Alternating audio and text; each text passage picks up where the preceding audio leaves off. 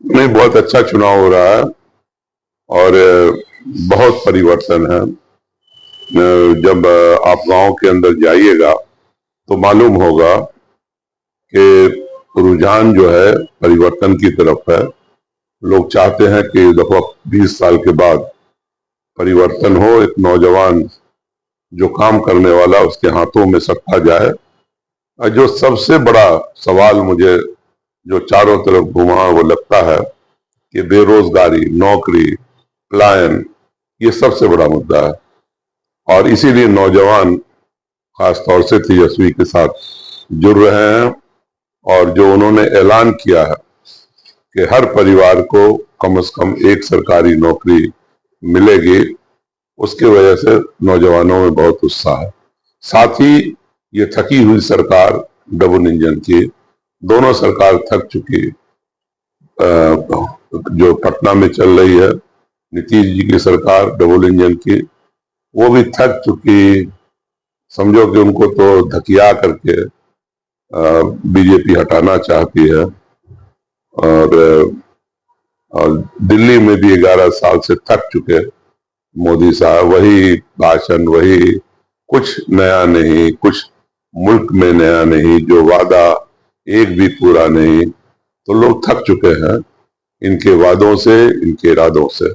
आज आप समझ लो कि 20 साल हुकूमत करने के बाद भी आज बिहार के अंदर सबसे ज्यादा अनपढ़ लोग, पूरे देश में अगर सबसे ज्यादा अनपढ़ लोग कहीं हैं तो वो बिहार में है। सबसे ज्यादा बेरोजगार लोग जिनके पास काम नहीं है तो वो भी बिहार के अंदर। लोग प्लान पे मजबूर है, कोई दिल्ली, बॉम्बे, कोलकाता, सूरत, अहमदाबाद, कश्मीर से कन्याकुमारी तक लोग आप जाइए तो बिहार के लोग मिलेंगे। तो ये सब कुछ ऐसे नहीं हुआ है, पूरे बिहार को आपको बर्बाद किया गया है।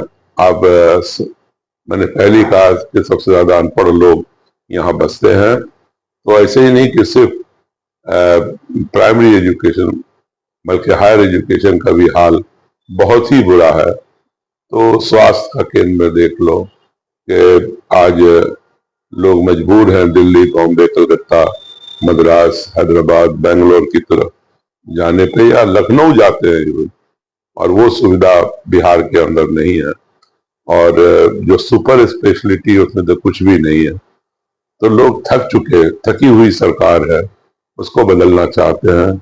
लोग सांस लेना चाहते हैं और बिहार को आगे बढ़ाना चाहते हैं। कारखाना देखो, नया खोलना छोड़ दो, अब दरभंगा में रैयाम शुगर मिल है, सकरी शुगर मिल है, अशोक पेपर मिल है।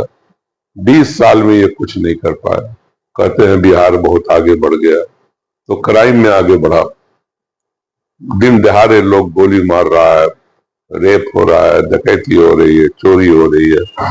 तो ये जो घटनाएं हैं वो जब सरकार थक जाती है, कोई अनुशासन नहीं होता, ये उसका नतीजा है। तो आप समझ लो कि बिहार बिल्कुल हिंदुस्तान के जितने मापदंड हैं भारत सरकार के, चाहे शिक्षा में हो, सुरक्षा में हो, चाहे वो स्वास्थ्य में हो, चाहे डेवलपमेंट में हो, चाहे इंडस्ट्री में हो, कारोबार में हो, हर फील्ड में बिहार सबसे निचले स्तर पर है। तो ये उपलब्धि है 20 साल में जो हमारी डबल इंजन की सरकार कहते हैं, ये उनकी है।